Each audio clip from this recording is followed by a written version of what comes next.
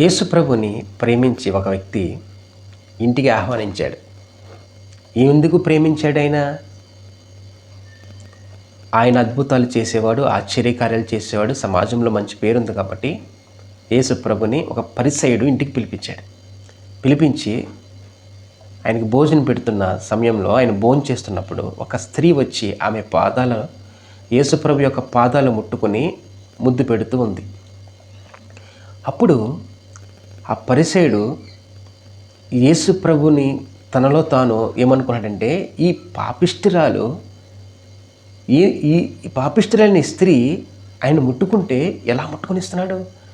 అసలు ఆ పాపాత్మురాల గురించి ఈయనకి తెలుసా? ఆయన ఎవతో ఏమిటో తెలుసా? ఏనంగా మాట్లాడుతున్నాడో ఒకసారి చూస్తే మత్తయి సువార్త 7వ అధ్యాయము 39వ వచనంలో, ఆయనను పిలిచిన పరిసయ్యుడు అది చూచి, ఈయన ప్రవక్త అయిన ఎడల తన్ను ముట్టుకొనిన ఈ స్త్రీ ఎవతయో ఎటువంటిదో ఎరిగియుండును, ఇది పాపాత్మురాలు అని తనలో తాను అనుకున్నాను. అంటే యేసుప్రభు అద్భుతాలు ఆశ్చర్యకార్యాలు చేస్తున్నాడు, ప్రవక్తనే కదా తను పిలిచాడు. ఎప్పుడేమనుకుంటాడంటే, నిజంగా ఈయన ప్రవక్త కదా అంటే ఒకటి వచ్చేసింది.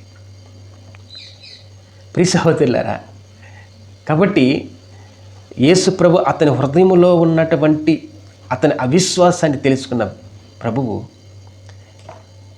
ఏమంటున్నారంటే 44వ వచనం, ఆయన ఆ స్త్రీ వైపు తిరిగి సీమోనుతో ఇట్లా, నేను ఈ స్త్రీని చూచున్నావే, నేను నీ ఇంటిలోనికి రాగా నీవు నా పాదములకు నీళ్ళేయలేదు. ఈమె తన కన్నీళ్లతో నా పాదములను తడిపి తన తల వెంట్రుకలతో తుడుస్తుంది.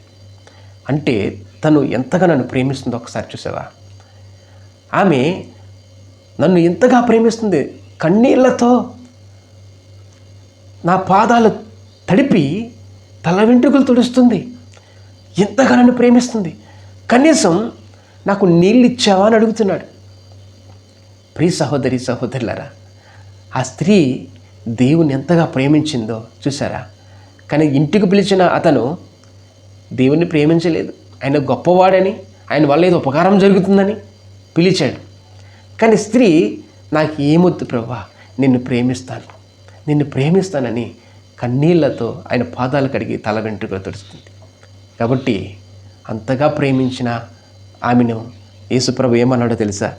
47వ వచనంలో, ఇదిగో నీవు నూనెతో నా తల అంటలేదు కానీ ఈమె నా పాదములకు అత్తరు పూసెను.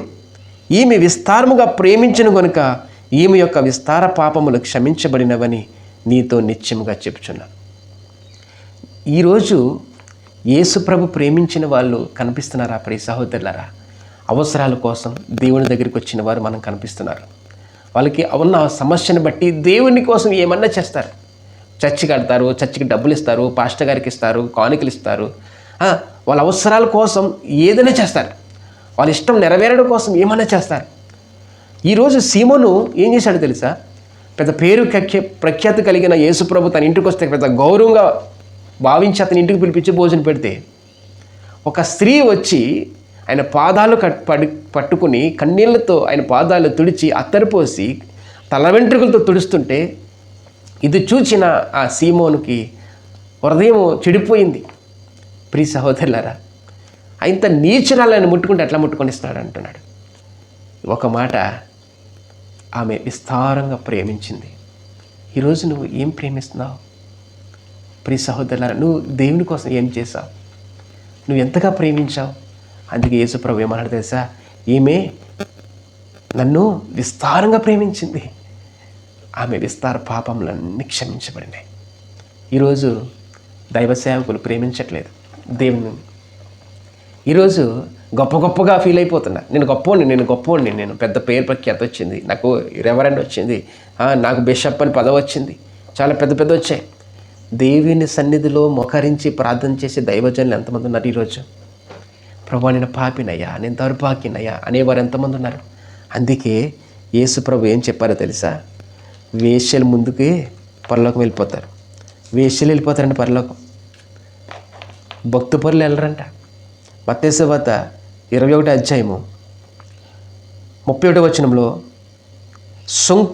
సుంకరులను వేశ్యలను మీకంటే ముందుగా దేవుని రాజ్యంలో ప్రవేశించురని మీతో నిత్యముగా చెప్పుచున్నాను. సుంకరులు వేశ్యలు మీకంటే ముందుగా పరలోకం వెళ్ళిపోతారు. ఎందుకు వెళ్తారు? ఎందుకంటే వారు విస్తారంగా ప్రేమిస్తే వెళ్తారు. ఒక స్త్రీ ఆమెను విస్తారంగా ప్రేమించింది. ఆమె వ్యభిచారాలంట, నీచురాలంట, దరిద్రపు మంచి ఆ ఊరిలో పేరే లేదు. అటువంటి ఒక వ్యక్తి వచ్చి యేసు ప్రభుని ముద్దు పెట్టుకొని, పాదాల ముద్దు పెట్టుకొని, తల వెంట్రుకలు తుడుస్తుంటే ఒక నీతిమంతుడు నేను పరిశుద్ధుణ్ణి అన్న ఒక పాస్టర్ గారు చూసి, పరిసేయుడు చూసి, ఏంటినా ఆలయాల చేత కాలు పట్టించుకుంటున్నాడు ఒక నీచురాలి చేత అని నేను భక్తిపూర్ణుని, నీతిమంతుణ్ణి, నేను పరిశుద్ధుని అనుకుంటున్నాడు. కానీ ఆమె ప్రభువా నేను పాపాత్మురాలనయ్యా, నేను నీచురాలనయ్యా అని ముద్దు పెట్టుకుంటుంది. కాబట్టి యేసు ప్రభు వారికి ఇచ్చిన గిఫ్ట్ ఏంటో తెలుసా? సుంకరులను వేశ్యలను మీకంటే ముందుగా దేవుని రాజ్యంలో ప్రవేశిస్తారు. ఎందుకు వాళ్ళు ప్రవేశిస్తారు అంటే ఒక వేశ్య పని చేస్తూ దేవుని నమ్ముకుని ఇంకా వేశ్య పనులు చేస్తే పరలోకం వెళ్తుందా? వెళ్ళరు. అంటే అక్కడితో ఆపేసింది. ఆమె దేవుని ప్రేమించింది, విస్తారంగా ప్రేమించింది కాబట్టి విస్తార పాపములు క్షమించబడ్డాయి. ఆమె పరిశుద్ధురాలైంది. ఇప్పుడు ఆమె దేవుడితో నడుస్తుంది. హల్లెలూయా. ఈరోజు మేము నీతిమంతులము, మేము పరిశుద్ధులము, మేము గొప్పవారము అనుకుంటున్న వారు అసలు వాళ్ళు పరలోకమే వెళ్ళరు. ఈరోజు సర్చస్లో పాస్టర్ గారు, దైవ సేవకులు, విశ్వాసులు ఎవరైనా ప్రభువా నేను పాపిని ప్రభువా, నాలో మంచితనం లేదు నాయన, నేను చాలా చెడిపోయినాను ప్రభు అని రొమ్ము కొట్టుకుని ఏడుస్తున్న వారు ఎంతమంది ఉన్నారు ఈరోజు. భూ సంబంధమైన విషయాల కోసం చర్చికి వెళ్ళి రొమ్ము కొట్టుకుంటారు, కన్నీళ్ళు కారుస్తారు, ఉపవాసం చేస్తారు. కానీ నువ్వు ఎంతకాలమైంది దేవుని సంఘానికి వెళ్ళి ప్రభువా నేను పాపినైనా, నాలో మంచితనం లేదు ప్రభువా, నైనా నన్ను క్షమించినైనా ప్రభువా అని ఆయన పాదాలు పట్టుకుని ఏడ్చి దుఃఖపడి, ప్రియ సహోదరా నీ పాపాలన్నీ క్షమించబడాయా? బాప్తిసం తీసుకున్నంత మాత్రం నీ పాపాలు క్షమించబడ. రొట్టె ముక్క ద్రాక్షరసం తిన్నంత మాత్రాన, తాగినంత మాత్రాన నువ్వు పాపాలు క్షమించబడ. పాస్టర్ గారి చేత ప్రార్థన చేయించుకున్నంత మాత్రం పాపాలు క్షమించబడ. ఒక పాపాత్మురాలు తన యేసు యొక్క పాదాలు పట్టుకుని ముద్దు పెట్టుకుంటూ ఆ దేవుని విస్తారంగా ప్రేమించింది, దుఃఖపడ్డది, కన్నీళ్లతో పాదాలు కడిగింది. ఇటువంటి స్థితి నీకుందా ప్రియ సహోదరుడా? ఎంతకాలమైంది నేను ఇంతగా రోధించి, ఇంతగా నీ పాపంలో కొరకు దుఃఖించేంతకాలమైంది. నువ్వు సంఘానికి వెళ్ళి ఈ పనే చేయలేదు. ఏ పని? ప్రభువా నా పాపం క్షమించనని మారు మనసు పొందు ప్రియ సహోదరుడా, మారు మనసు పొందు. అందుకనే దైవ చిత్తానుసారమైన దుఃఖము రక్షణార్థమైన మారు మనసు కలిగిస్తుందని 2 కొరింథీ 7:10 పరిశుద్ధాత్ముడు చెప్తున్నాడు.